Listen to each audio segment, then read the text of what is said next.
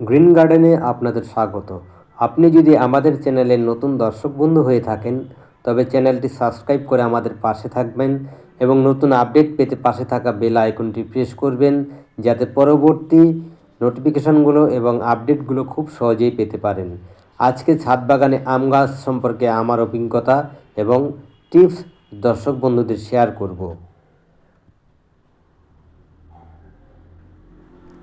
ছাদ বাগানে যে কোনো গাছ খুব বেশি উচ্চতা করা যায় না, কাজেই ছোট অবস্থাতেই যদি গাছটি ঝোপালো করা যায় তাহলে প্রচুর ফুল ও ফল ধরবে। আমার বেনানা আম গাছটিকে ঝোপালো করার জন্য আগস্ট মাসেই প্রত্যেকটি ডগা ভেঙে দিয়েছি। দেখুন, প্রচুর নতুন নতুন ডগ বেরিয়েছিল, আমি ডগের মাথাগুলো ভেঙে দিয়েছি, যাতে পরবর্তীতে একটি ডগ থেকে আরও একাধিক ডগ বেরিয়ে যেতে পারে। যত ডগ বেরোবে ততই মুকুল এবং ফল ধরবে। আম গাছের ডগ ভাঙতে ভাঙতেই কয়েকটি কথা সেরে নিই। মুকুল আসা না পর্যন্ত যে কোনো নাইট্রোজেন ঘটিত খাবার, যেমন মিশ্র খাবার, কিচেন কম্পোস্ট, গোবর সার, ভার্মি কম্পোস্ট, সরিষার খোল পচা জল, শিংকুচি বা হাড় গুঁড়ো ব্যবহার একদমই করব না। কেননা নভেম্বর মাসের পরে গাছ পুরোপুরি ডরমেন্সি পিরিয়ডে চলে যায়, আর ডরমেন্সি পিরিয়ডে আম গাছ খুব বেশি খাবার ও জল গ্রহণ করতে পারে না।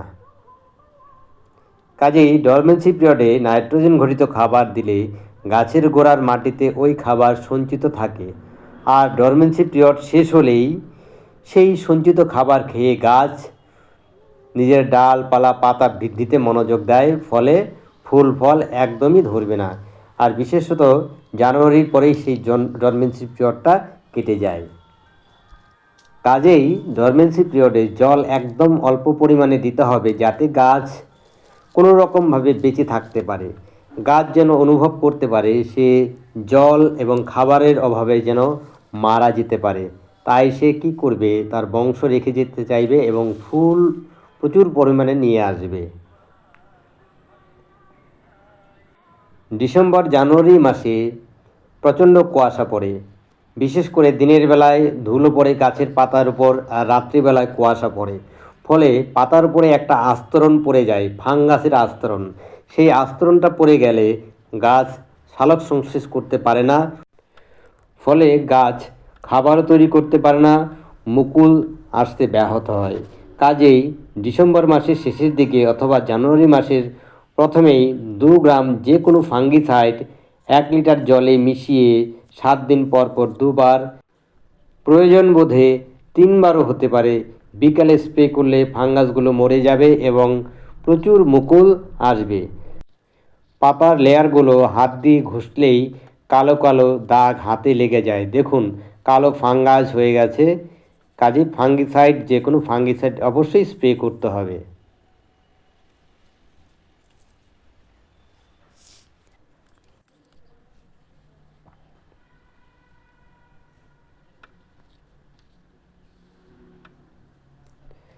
তো আমি আমার হাতের কাছে যে ফাঙ্গিসাইড ছিল সেটাই 2 গ্রাম জলে মিশিয়ে বিকেলের দিকে স্প্রে করে দিয়েছি।